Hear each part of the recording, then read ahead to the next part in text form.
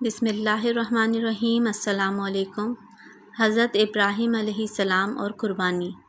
حضرت اسماعیل علیہ السلام کچھ بڑے ہوئے تو حضرت ابراہیم علیہ السلام کو اللہ کی طرف سے یہ حکم ہوا کہ آپ اپنے بیٹے اسماعیل کو میری راہ میں قربان کر دو۔ چنانچہ آپ نے حضرت اسماعیل علیہ السلام کو یہ بات بتائی۔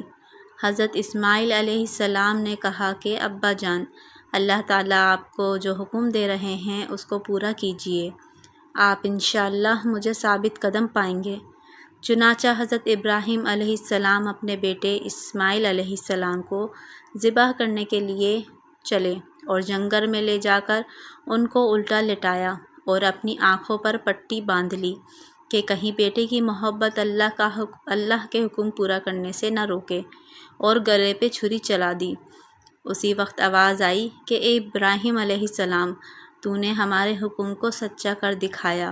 اور جب حضرت ابراہیم علیہ السلام نے آنکھوں سے پٹی کھولی تو حضرت اسماعیل علیہ السلام کے بجائے ایک دمبا ذبح کیا ہوا پڑا تھا۔ اسی واقعے کی یاد میں مسلمان ہر سال قربانی کرتے ہیں۔ حضرت ابراہیم علیہ السلام اور حضرت اسماعیل علیہ السلام کی زندگی سے ہم کو بہت سبق ملتے ہیں۔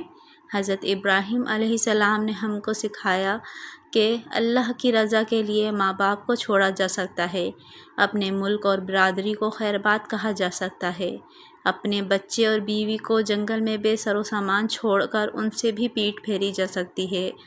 اللہ تعالیٰ اگر کسی مسلمان کا امتحان لیتے ہیں اور اس میں وہ کامیاب ہو جاتا ہے تو اللہ تعالیٰ اس کو پھر اور زیادہ نعمتیں دیتے ہیں۔